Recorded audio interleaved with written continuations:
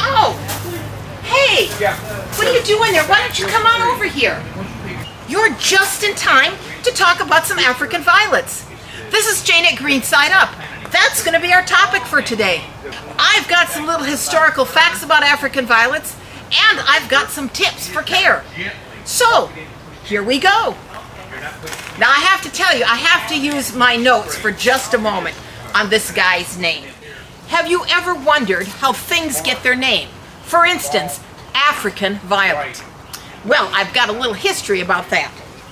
So there was a man, and this is why I need my notes. His name was Baron Aldebert Emil Walter Redcliffe Latanio von St. Paul Eliere.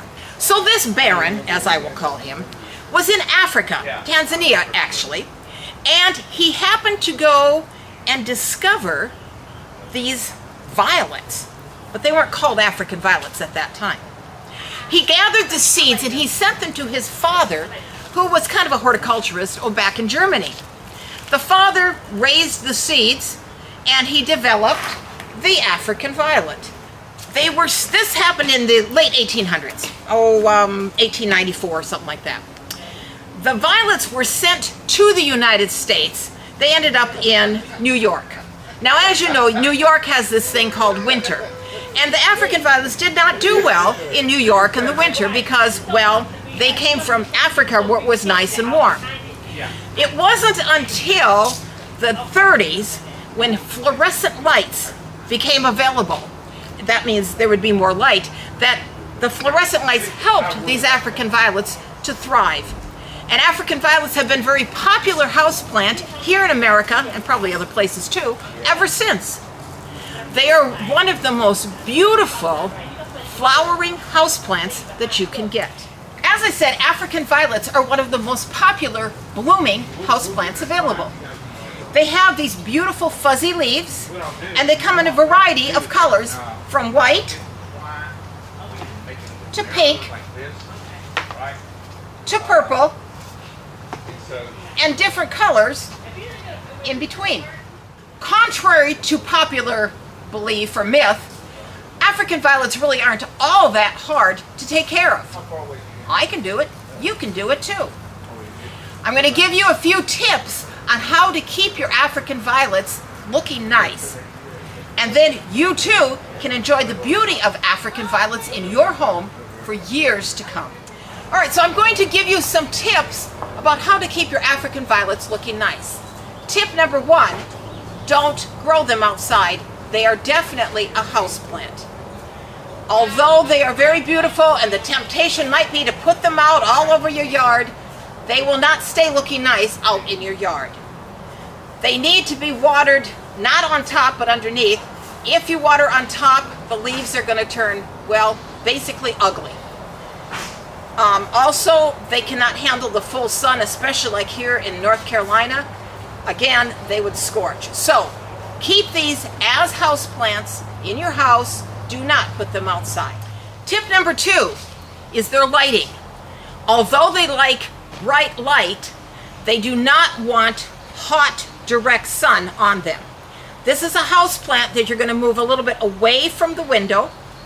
It still needs indirect light, not that hot sun shining right down on it.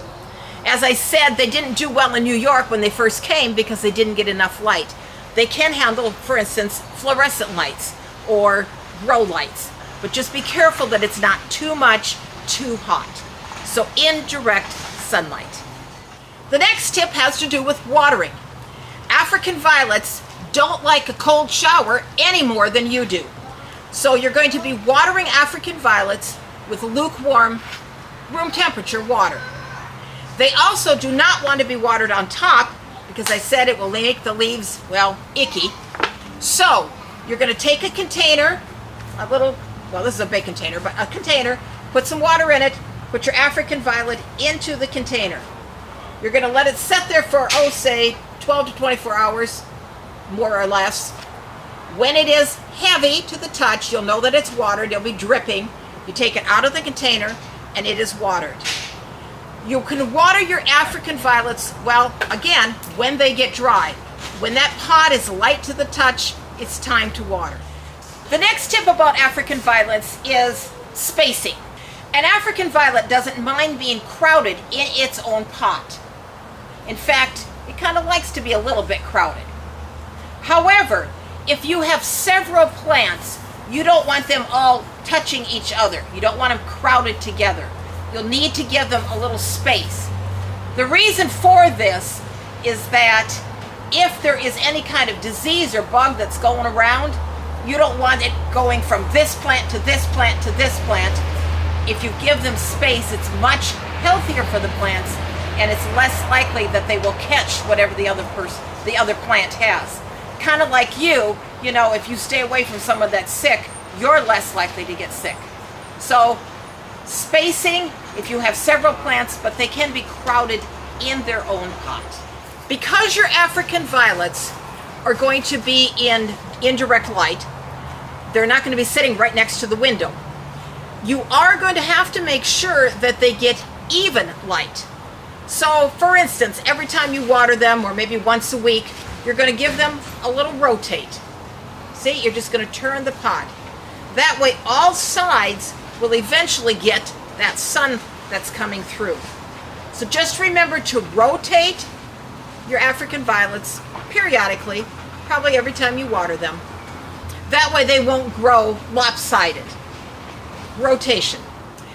I don't have an example for this next tip because I have brand new African violets. But we're going to talk about after your African violet has gotten a little bit older. It's going to get leggy. In the terms of the African violet world, it's called, it develops a neck. And so what happens is that the crown, the pretty part, is going to be up here, and you're going to have this long stalk. And it just doesn't look real pretty. So what you can do if that happens, you're going to just kind of clean off that neck. And then you can actually repot it deeper so that the pretty part is now close down to the ground again, like it would be when the violet was new. So that is another way, another tip that you can use to keep your African violets looking pretty and new.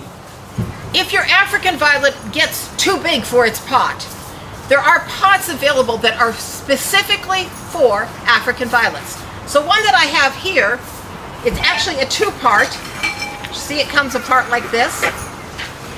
This part will hold the water. This is where you plant your plant. What happens is that after the violet is planted in here, you would put water into the base. You'll take this, put it in, and the African violet will absorb the water that is in the pot. It's a self-watering African violet pot. Works great. Another thing, if you need to repot your African violet, is to use an African violet soil, something that is specifically for your African violets.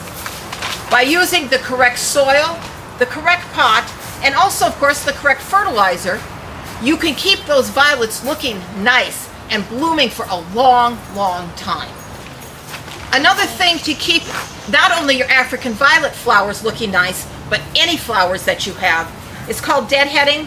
When your flowers get, well, dead, you pick them off.